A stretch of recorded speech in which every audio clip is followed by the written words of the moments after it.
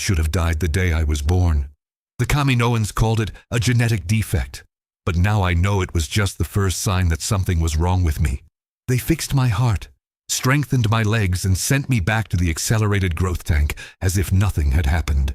But in that sterile chamber, while medical droids stitched my infant flesh, I felt something no clone should ever feel. Fear. Fear of dying before I even understood what it meant to be alive. My name is Scorch. Not the famous one. Just another Scorch among hundreds who share the same generic nickname. When you're born in batches of thousands, individuality becomes a luxury you can't afford. But I'm getting ahead of myself. Let me take you back to the beginning. Back to Kamino. The rain never stopped on that ocean world. It hammered against the transparent walls of Tipoca City day and night, a constant rhythm that became the soundtrack of our existence. Some clones found it soothing.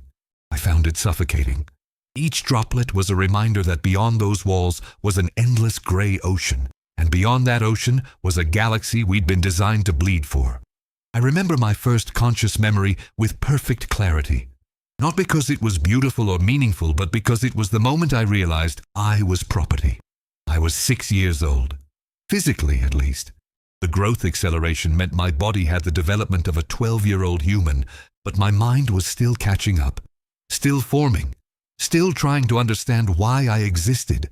I stood in formation with my training squad in one of the massive white corridors of the facility. There were 5 of us. Hardcase, who would later die on Umbara. Mixer, who I'd watch get cut in half during our first deployment. Red Eye, who took a blaster bolt meant for me on Christophsis. And Echo. Not the famous Echo who'd become an ARC trooper.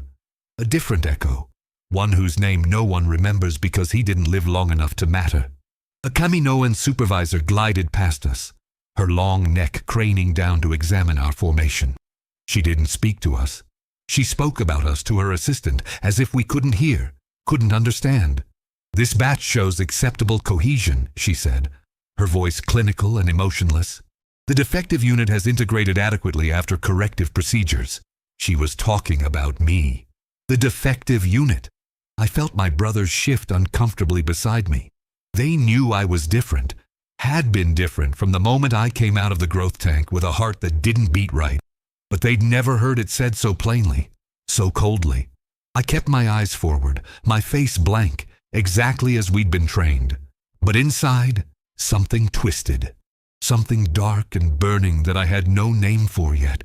The Kaminoan moved on, her footsteps echoing in the sterile hallway. When she was gone, Hardcase leaned slightly toward me. "You good?" he whispered. I nodded. What else could I do? We didn't have words for what we felt.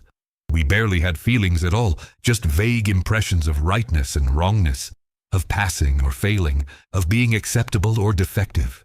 They'd engineered most of our independence away, replaced it with obedience, with an overwhelming need to follow orders and prove our worth. But they couldn't engineer away everything. Small cracks remained, little spaces where something human could grow in the dark. Training consumed every hour of every day. The Kaminoans didn't believe in rest, only in efficiency. We woke before the artificial dawn, our bodies sore from the previous day's punishment, and we trained until we collapsed. Hand-to-hand combat, weapons drills, tactical simulations, over and over until our muscles moved without thought, until we could field strip a blaster rifle in complete darkness, until we could execute a flanking maneuver in our sleep. The training rooms were technological marvels. The floors could rise and fall, creating terrain. Atmosphere generators could simulate any environment, from the frozen wastes of Hoth to the burning sands of Geonosis. We fought holographic enemies that felt real enough when they shot you with stun bolts that left you gasping on the ground, nerves screaming. But the worst part wasn't the physical pain. It was the Citadel challenge. Every squad had to pass it to graduate. It was designed to test not just our combat skills, but our ability to work as a unit under impossible pressure. The simulation threw everything at you. Enemy fire from multiple directions. Civilians in the crossfire. Hostages to extract, bombs to defuse, all while a timer counted down and your squad leader screamed orders in your ear. Most squads took 3 or 4 attempts to pass. Some never did.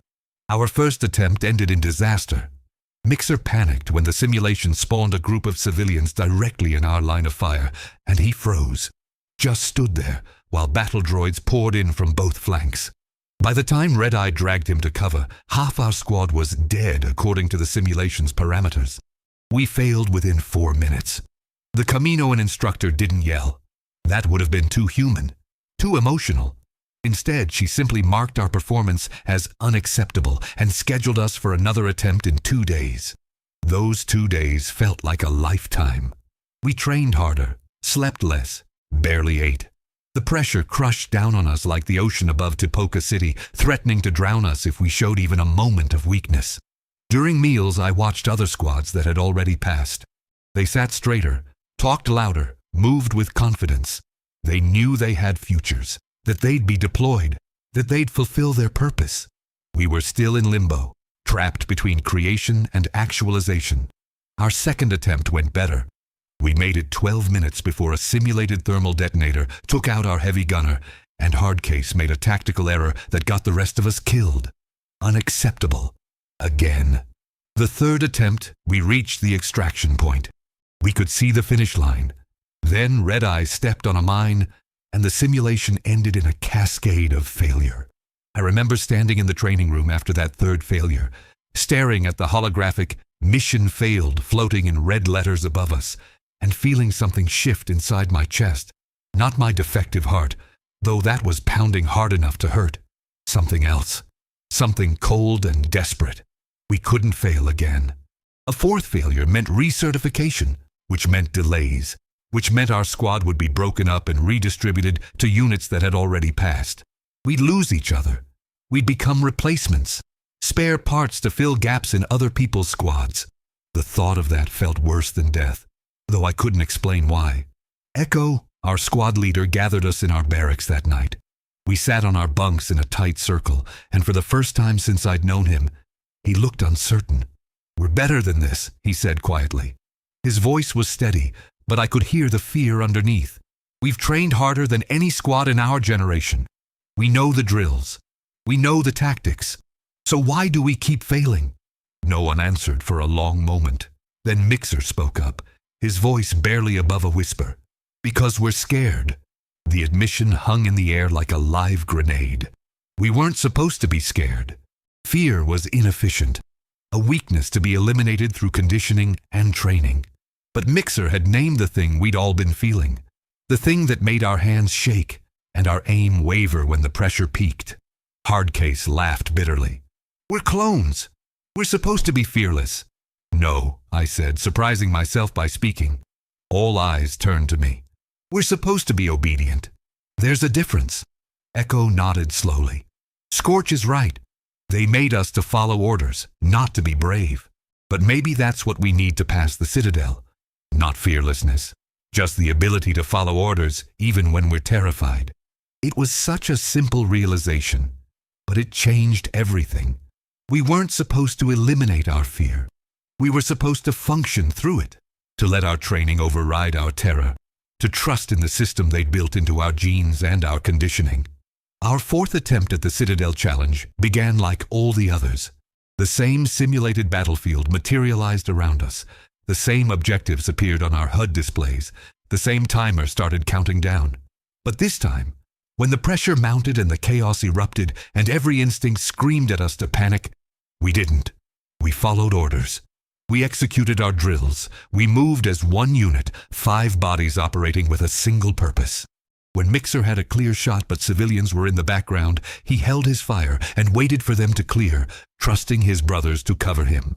When Red-Eye went down with a simulated injury, Hardcase didn't hesitate, just grabbed him and dragged him to cover while the rest of us laid down suppressing fire. When Echo called for a tactical retreat, we didn't question, didn't argue, just moved. The simulation fought back hard. It threw everything at us. Droids, snipers, armored walkers, environmental hazards. The walls closed in. The floor tilted. The atmosphere grew thick and hard to breathe. But we adapted. We persevered. The final objective required someone to stay behind and manually override a blast door while the rest of the squad extracted the hostages. It was effectively a death sentence within the simulation. Whoever stayed would be overwhelmed before they could escape. I volunteered before anyone else could. Not because I was brave, but because I understood what Echo had meant. Following orders meant accepting your role, even when that role was sacrifice. Especially when that role was sacrifice. Echo hesitated for just a moment, his eyes meeting mine through our helmets. Then he nodded. "Make it count, Scorch." I held that door while my brothers escaped with the hostages. I held it while battle droids poured in from every direction. I held it until my simulated health dropped to 0 and the world went dark. When the lights came back up, we were standing in an empty training room. No enemies, no hostages, no destruction. Just 5 clones and a Kaminoan instructor holding a datapad. She looked up from the screen, her large eyes unreadable. "Acceptable," she said simply. We'd passed. The relief that flooded through me was so intense it felt physical, like someone had removed a crushing weight from my chest. Around me, my brothers reacted in their own ways. Hardcase let out a whoop of triumph. Mixer actually smiled. Red-Eye just nodded, his usual stoic self. Echo straightened his posture, pride evident in every line of his body. We were no longer cadets. We were soldiers. Our graduation ceremony was brief and impersonal, just like everything else on Kamino. No speeches about honor or duty, no celebration of our achievement. We simply received our armor, our weapons, and our deployment orders.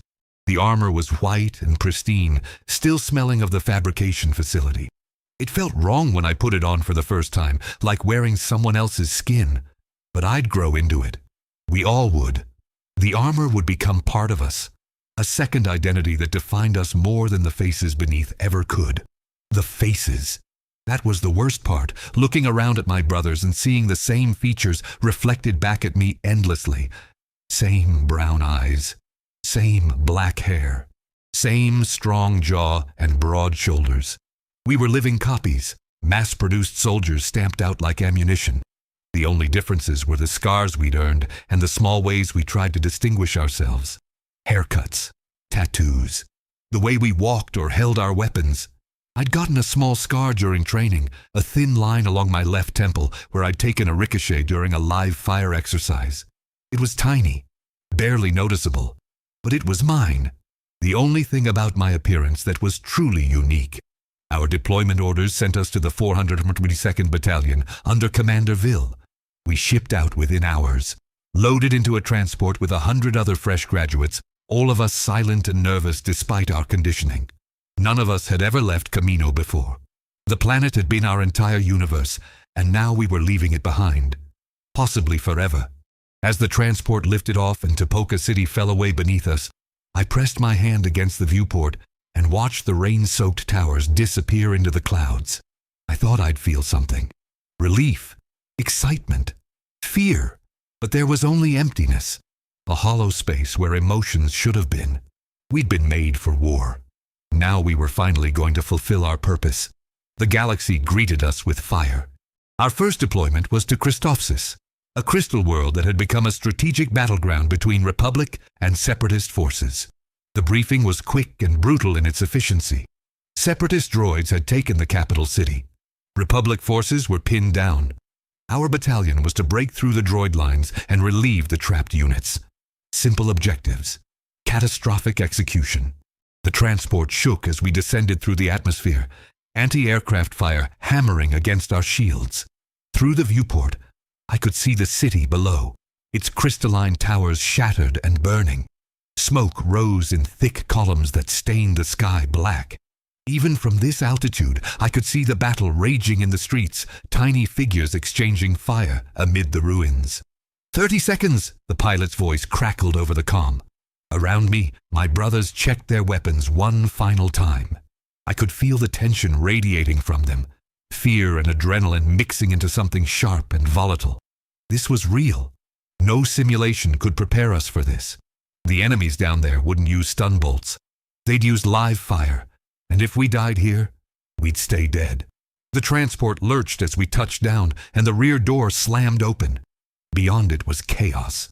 Blaster fire streaked through the air in red and blue bolts. Explosions shook the ground. The air was thick with smoke and the acrid smell of burning plasteel.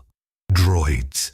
Hundreds of them, advancing in perfect formation across an open plaza toward Republic lines that looked dangerously thin. "Go! Go! Go!" Echo's voice cut through the noise. We went.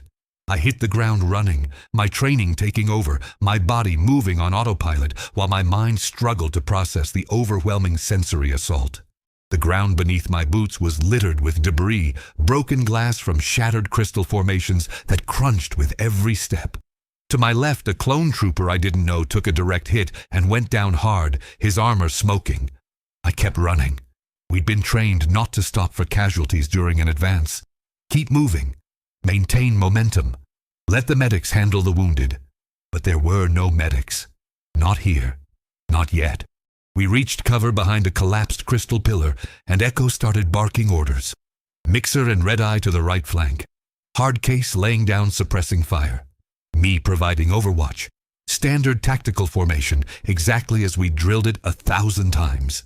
The droids didn't care about our formations. They just kept coming, wave after wave of them. Their mechanical precision terrifying in its efficiency. For everyone we destroyed, 2 more appeared to take its place. They didn't feel fear, didn't hesitate, didn't question their orders. In that moment, I realized we had more in common with the droids than with the Jedi who commanded us. We were both machines built for war. The only difference was our machines were made of flesh. The battle raged for hours, or maybe it was minutes. Time lost meaning in the chaos, compressed and stretched until I couldn't tell how long we'd been fighting. My arms ached from holding my blaster. My ears rang from explosions. Sweat poured down my face inside my helmet, stinging my eyes, making it hard to see. That's when Red-Eye went down. I saw it happen in slow motion. A super battle droid emerged from cover, its arm-mounted blaster tracking across our position. Red-Eye was reloading, his attention focused on his weapon. He didn't see the threat. I opened my mouth to warn him, but the droid fired first. The bolt caught Red-Eye in the chest, punching through his armor like it was paper. He staggered backward, surprise evident even through his helmet, then collapsed. "Red-Eye!" Hardcase's voice was raw, with something I'd never heard from him before. Grief. Echo grabbed him before he could do something stupid, like rush into open fire. "Stay in position. We can't help him if we're dead." But I could see from where I was crouched that help wouldn't matter. Red-Eye wasn't moving. The smoking hole in his chest told me everything I needed to know. My brother was dead, the first of many I'd watched die, though I didn't know that yet. The battle ended when Republic reinforcements finally arrived, heavy armor and Jedi support that tipped the scales in our favor. The droids retreated, their mechanical precision giving way to a calculated withdrawal. We'd won, technically. But as I stood amid the carnage, looking at Red-Eye's body being loaded onto a transport along with dozens of other fallen clones, victory felt like ash in my mouth. That night, what was left of our squad huddled in a bombed-out building that served as our temporary barracks. None of us slept. We just sat there, armor still on, weapons close, staring at nothing. Mixer finally broke the silence. "I keep thinking about what the Kaminoan said, about us being acceptable." His voice was hollow. Red-Eye was acceptable.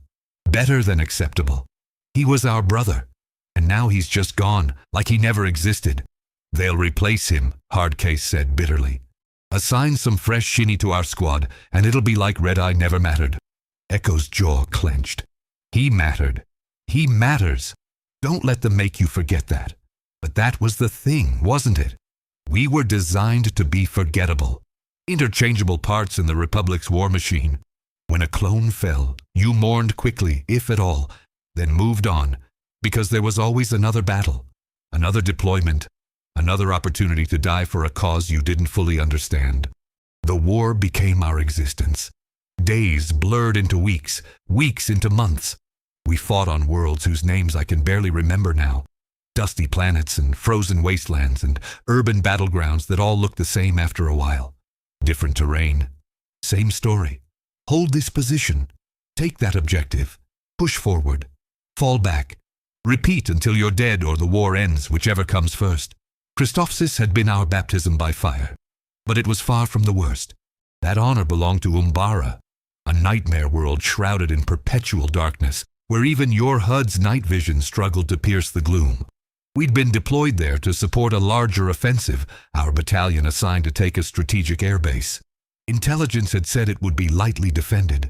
Intelligence, as usual, was catastrophically wrong. The Umbarans were fighting for the Separatists, but they weren't using droids. They were using soldiers. Real, living beings with families and homes and reasons to fight beyond programming. And they were brilliant tacticians, using the darkness and their knowledge of the terrain to devastating effect. They had weapons we'd never seen before. Starfighters that moved like living things, dodging fire with uncanny precision. Tanks that hovered silently through the shadows, their main guns firing devastating bolts of green energy. Soldiers with helmets that made them invisible to our sensors. Ghosts that killed us from the dark. We lost Mixer on the 3rd day of the campaign. A mine that our scanners hadn't detected.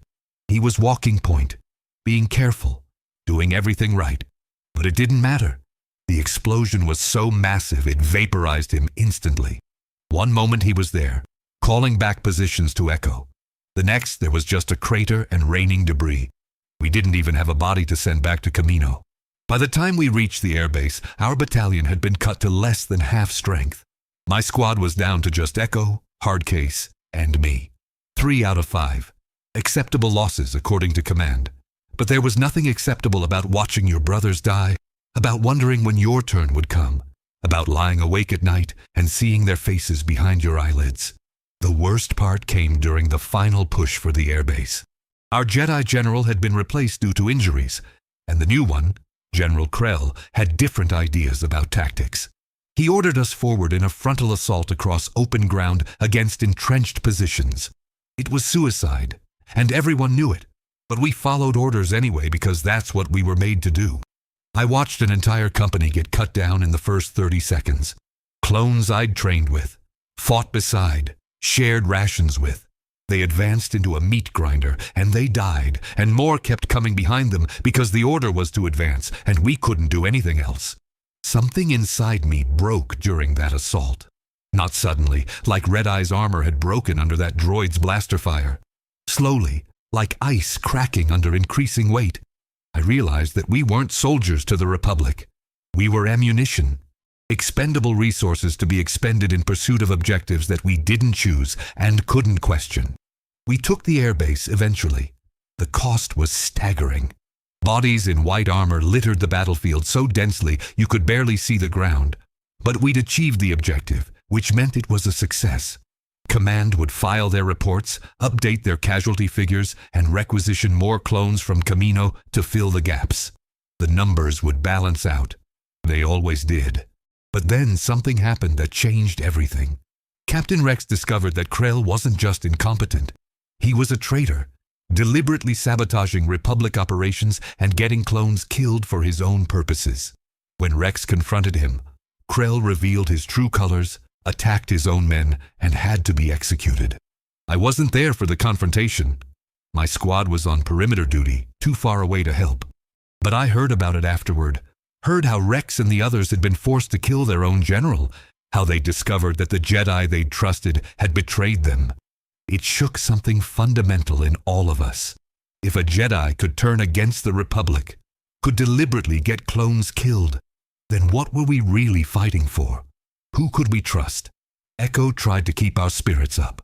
Krell was one bad apple, he insisted. The other Jedi are different. They care about us. They're good leaders. But I could see the doubt in his eyes, hear it in his voice. Umbara had changed him too, stripped away some of the naive certainty that had carried us through training and our first deployments. We were becoming harder, colder, more like the weapons we'd been designed to be. After Umbara, they gave us a brief shore leave on Coruscant, 48 hours to recover before our next deployment. Most clones spent that time in the entertainment districts, drinking and trying to forget what they'd seen. But I couldn't do it. Couldn't pretend to be normal. Couldn't enjoy pleasures that felt hollow and temporary. Instead, I walked the upper levels of the city planet, looking out at the endless skyline of towers and traffic lanes. Billions of people lived here, going about their lives, worrying about jobs and relationships and 1,000 mundane concerns. The war was distant to them, something they saw on news broadcasts and campaign posters. They didn't smell the burning flesh, didn't hear their brothers screaming, didn't know what it was like to be born for the sole purpose of dying. I envied them, and I resented them, and I didn't know which feeling was stronger. You look like you're about to jump. I turned to find another clone standing a few feet away, watching me with an expression I couldn't read. His armor was painted with red markings I didn't recognize, and there was something different about the way he held himself. Confident, self-assured, like he'd made peace with something I was still fighting. "Just thinking," I said. He nodded, moving to stand beside me at the railing. For a long moment, we both just looked out at the city in silence. "First shore leave?" he finally asked. "How'd you know? You've got that look, like you're trying to figure out if you're a person or a weapon." He smiled slightly. "Don't worry, it gets easier." "Does it?" His smile faded. "No, but you get better at pretending." He introduced himself as Crest, an ARC trooper who'd been fighting since Geonosis. He'd seen things that made Umbara look like a training exercise. Lost so many brothers he'd stopped counting. But he was still fighting, still pushing forward, still finding reasons to get up every morning and put on his armor. "So what's the secret?" I asked. "How do you keep going?" Crest was quiet for a long time, his eyes distant. When he finally spoke, his voice was soft but firm. "You find something worth protecting. Maybe it's your brothers. Maybe it's the civilians caught in the crossfire. Maybe it's just the idea that somewhere, somehow, what we're doing matters." He looked at me directly. "But you can't let them make you believe you're just a number. You're more than your designation, more than your purpose. You're a person, Scorch. Don't forget that." His words stayed with me long after shore leave ended, after I rejoined my squad, after we shipped out to our next deployment.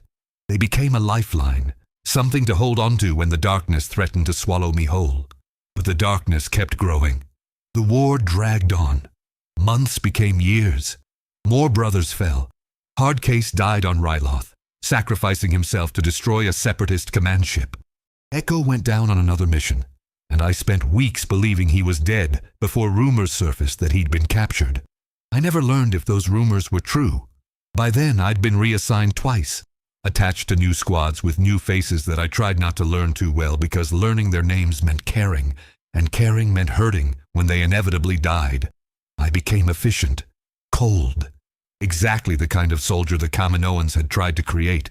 I followed orders without question, executed my missions with precision, and didn't let myself think about the cost. I was a good clone, an acceptable clone. I was everything I'd never wanted to become. Then came the day that broke the galaxy. We were deployed to Cato Nemoidia, providing security for a Jedi general during negotiations. It was supposed to be a low-risk assignment, a break from the constant combat. I was on perimeter patrol with my current squad when the comm crackled to life.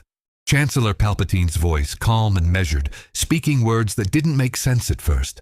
"Execute Order 66. I felt something activate in my head. Not painfully, not dramatically, just a sudden shift.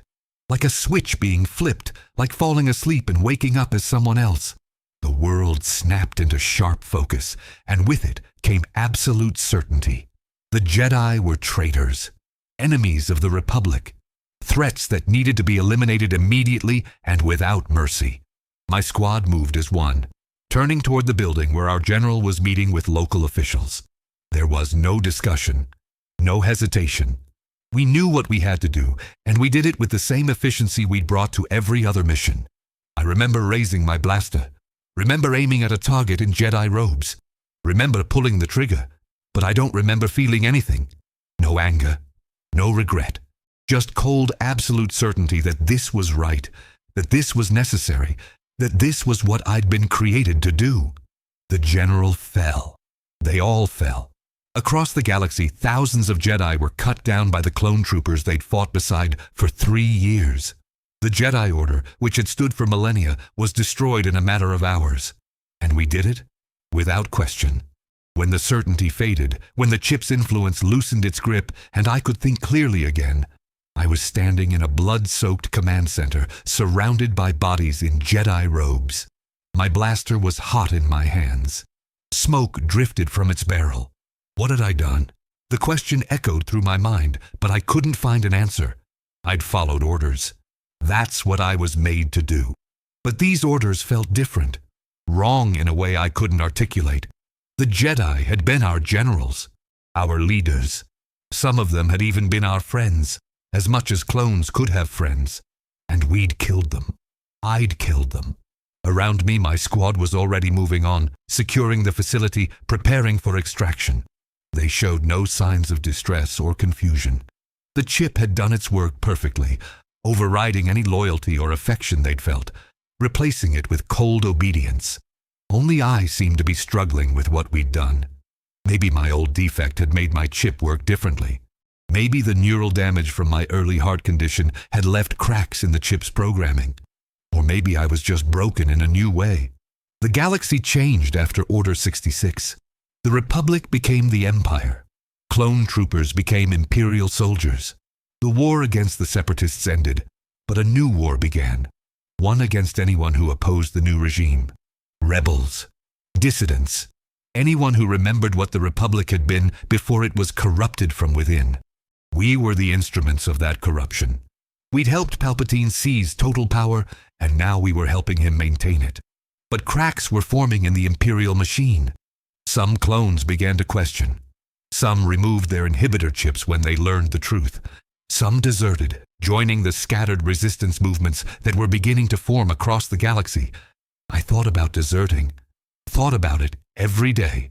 But where would I go? What would I do? I was a clone trooper. War was all I knew. All I'd ever been trained for. Without the structure of military service, I was nothing. Less than nothing. So I stayed. I followed orders. I became everything the Empire wanted me to be, until I couldn't anymore. It happened on Kashyyyk during one of the countless subjugation campaigns the Empire launched against planets that refused to submit. We were tasked with clearing out a Wookiee village that had been harboring resistance fighters. Standard operation. Search for weapons. Detain anyone suspicious. Use of force authorized. But when we arrived, we didn't find resistance fighters. We found families, elders, children, Wookiees who'd never held a weapon, who just wanted to be left alone to live their lives in peace. The officer in charge didn't care. He ordered us to round them up anyway, to separate the families, to load them onto transports bound for labor camps. When some of the Wookiees resisted, when they tried to protect their younglings, he ordered us to open fire. I raised my blaster, aimed at a Wookiee father who was shielding his child with his massive body. My finger rested on the trigger, and I couldn't pull it. For the first time since Order 66, I refused an order. Not because of morality or conscience or any higher principle, simply because I couldn't. Some part of me that had been buried under years of conditioning and the chip's influence finally broke through and said no. The officer noticed immediately. "Trooper, I gave you an order." I lowered my weapon. Around me, my squad kept firing, kept following orders, kept being the soldiers they'd been created to be. But I was done. I said fire. I turned to look at the officer. Through my helmet, I knew he couldn't see my face, couldn't see the exhaustion and despair and bone-deep weariness that had finally pushed me past my breaking point. "No," I said simply. It was the first time I'd ever refused an order. The first truly independent choice I'd made in my entire existence. It was also the last. The officer drew his sidearm without hesitation. "Treason," he spat. "You're defective." The word hit harder than I expected. Defective. That's what the Kaminoans had called me the day I was born. What I'd spent my entire life trying to prove I wasn't. And now, at the end, I'd come full circle. Maybe I'd always been defective. Maybe that heart condition had been a sign of something deeper. A flaw in my programming that made me too human, too capable of independent thought, too likely to question the purpose I'd been given. The officer raised his blaster. I didn't try to stop him. Didn't raise my weapon. Didn't call for help. I just stood there, looking past him at the Wookiee family I'd refused to kill, and felt something like peace settle over me for the first time in my life. I'd spent years being what they made me to be. A soldier, a weapon, a tool to be used and discarded. But in this final moment, I got to be something else. I got to choose. The blast caught me in the chest, punching through my armor just like the shot that killed Red Eye all those years ago. I fell backward, the Kashyyyk sky spinning above me, going from green to gray to black. My last thought wasn't of the war or the Empire or my fallen brothers. It was of Crest's words on Coruscant, the advice he'd given me during that first shore leave. You're more than your designation, more than your purpose. You're a person. Maybe he'd been right. Maybe I'd been a person all along, buried beneath layers of conditioning and programming and desperate obedience. Maybe all clones were people, trapped in bodies and minds designed to deny them the very humanity they possessed. Or maybe I was just defective from the start. I'll never know which. The darkness took me before I could figure it out, and I became just another casualty statistic in the Empire's endless war. One more clone who'd served his purpose and been discarded when he was no longer useful. They probably didn't even bother to report my death. Defective units don't deserve burial honors or memorial services. They're simply erased from the records and forgotten, as if they never existed at all. But I existed. For however brief a time, in whatever limited capacity the galaxy allowed me, I was real. I mattered. Not because I was a good soldier, or because I followed orders, or because I fulfilled my purpose, but because in the end, when it mattered most, I chose to be more than what they made me. I chose to be human. I didn't die on Kashyyyk. I should have. The blaster bolt had punched clean through my chest plate, burning through flesh and bone. I felt my heart stop, felt the life drain out of me as I hit the ground. The world went dark, and I thought that was it. The end of a life that had never really been mine to begin with. But something pulled me back. I woke up in agony, gasping for air that wouldn't come. My chest on fire with pain so intense it whited out my vision. Above me, through the haze, I could make out a massive furry face. Wookiee, the same one I'd refused to shoot. He was carrying me, running through the forest, roaring something I couldn't understand. Why was he saving me? I was a clone trooper. The enemy. I'd come to his village to destroy his life, and he was carrying me to safety. It didn't make sense. Nothing made sense anymore. I passed out again, the world dissolving into fragments of pain and confusion. When I woke next, I was in a crude medical facility hidden deep in the forest. The Wookiee village's healer was working on my chest with supplies that looked ancient compared to Imperial medtech, but his massive hands were surprisingly gentle as he patched the hole where my heart should have been. Days passed in a fever dream.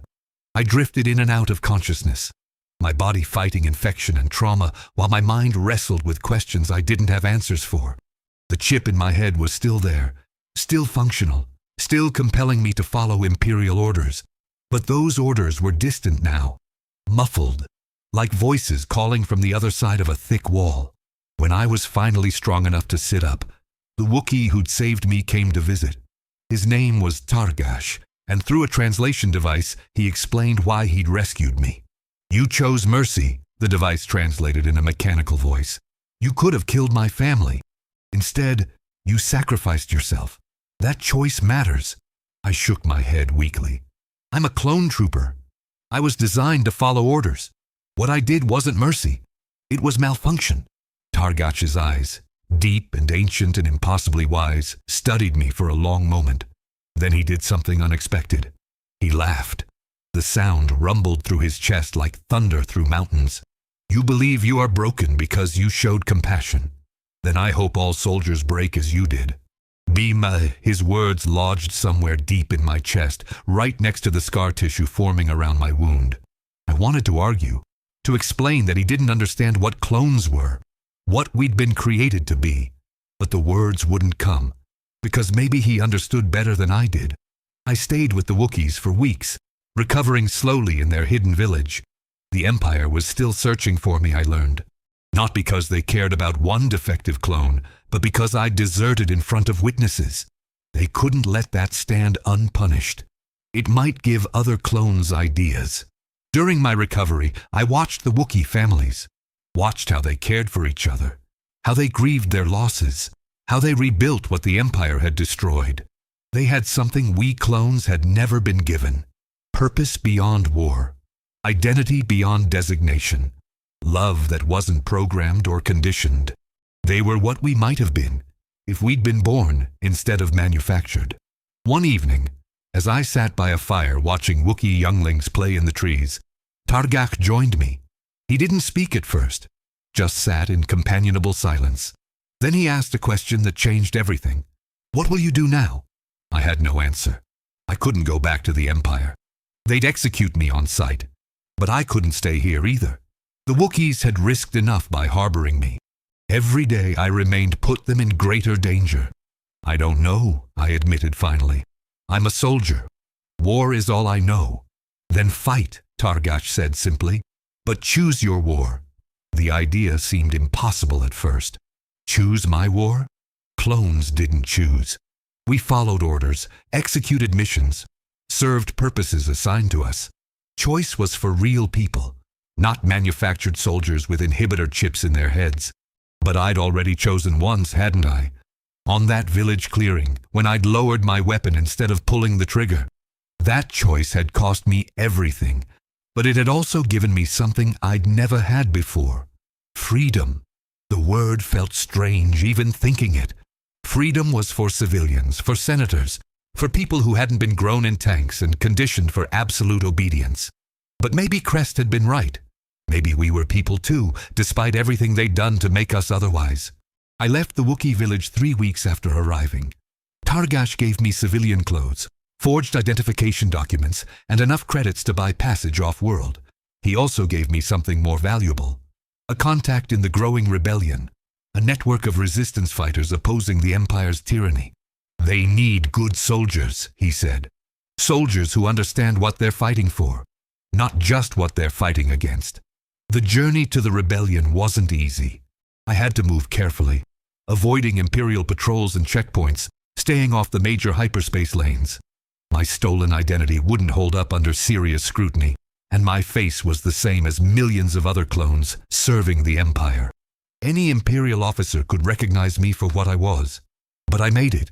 2 weeks of careful travel brought me to a moon in the Outer Rim, where the rebellion had established a recruitment center. The coordinator who met me was a former Republic officer, a woman who'd served alongside clone troopers during the war. She recognized what I was immediately. "You're a clone," she said. Not a question, an observation. I nodded, waiting for rejection. Why would the rebellion trust me?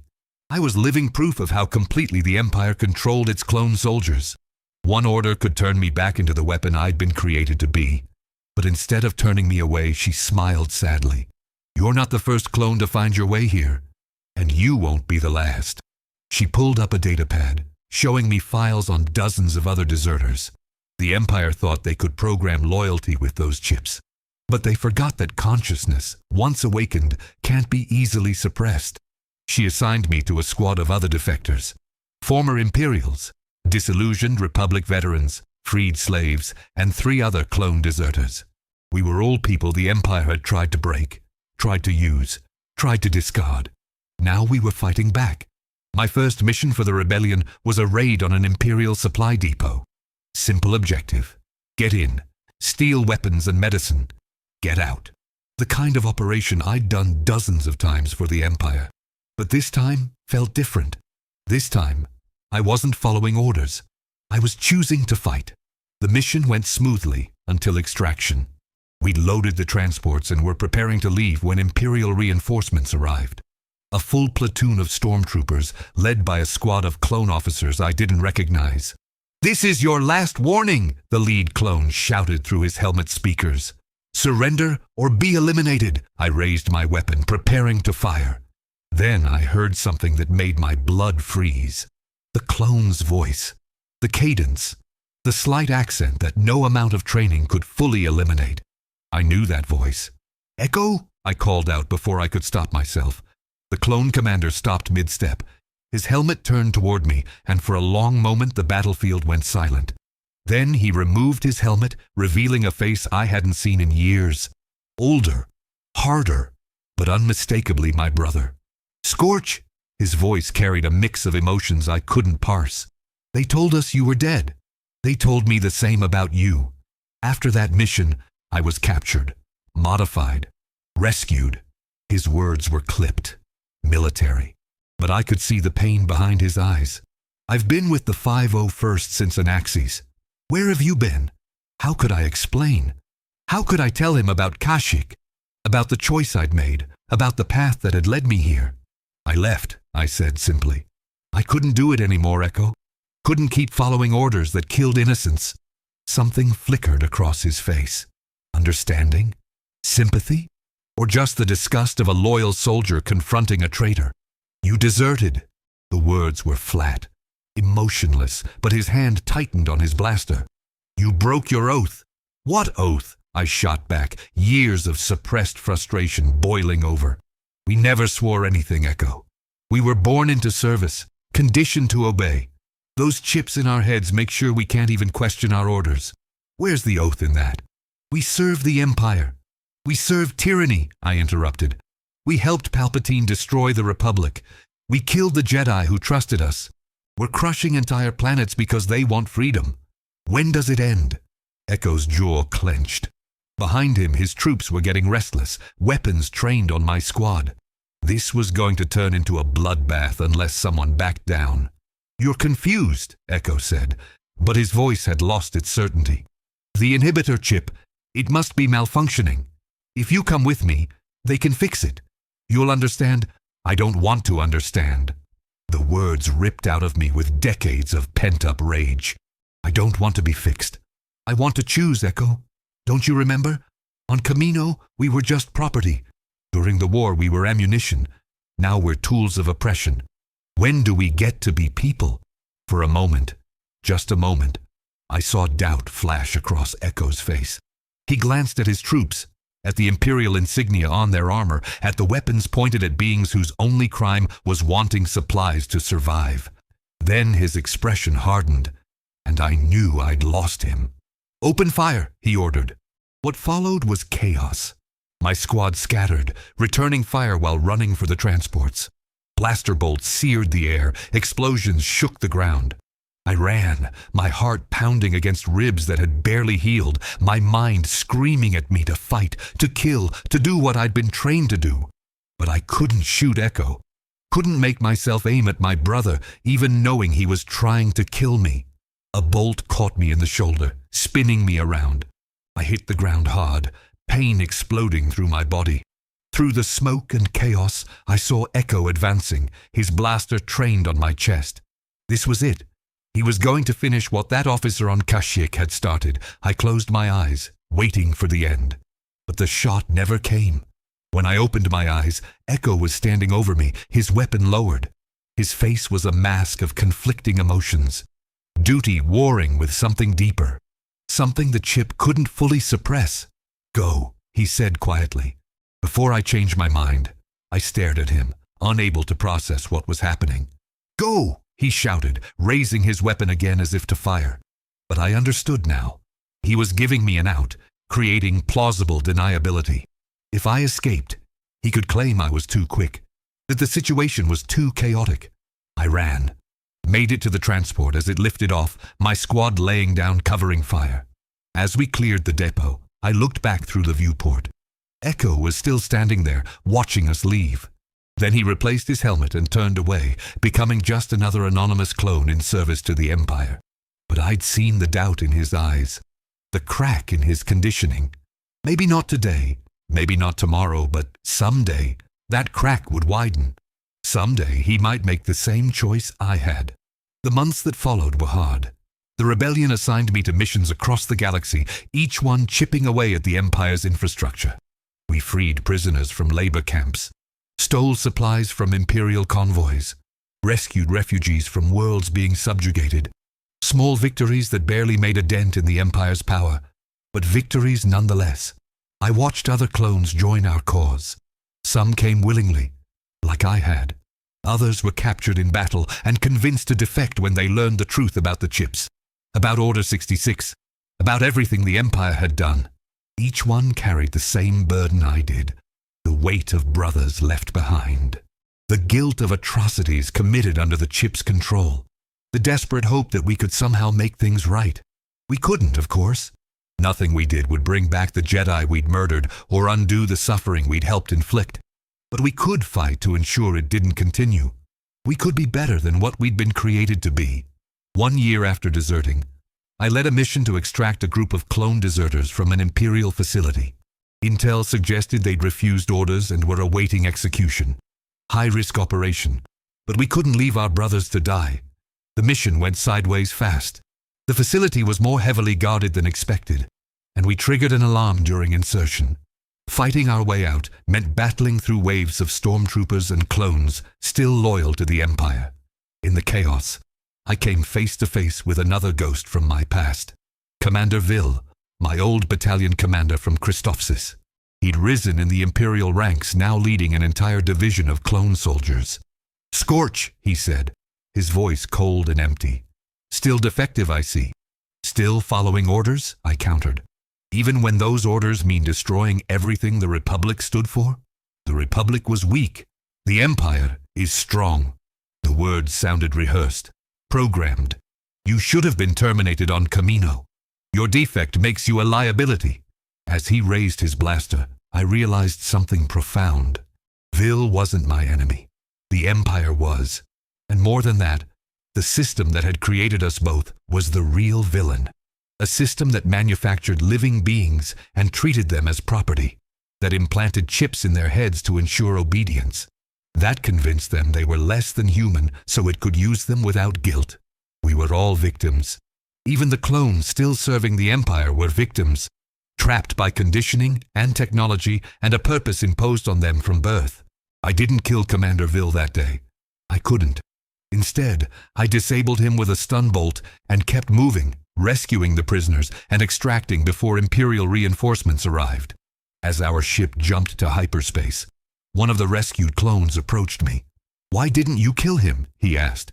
"He would have killed you." "Because he's still our brother," I said.